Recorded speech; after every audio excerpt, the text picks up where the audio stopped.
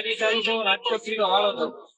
કાલે 18 તારીખે 10 ઇંચ વરસાદ થયો અને આજે સવારમાં 7 વાગ્યાથી અત્યાર સુધીમાં 10 ઇંચ જેટલો વરસાદ થયો.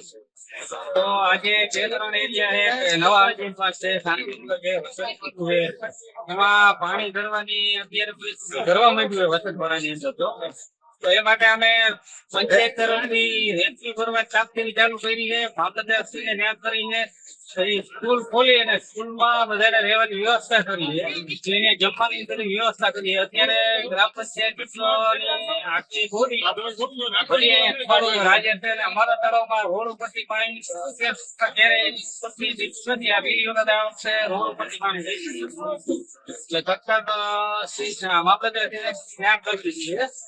એ લોકો આવશે.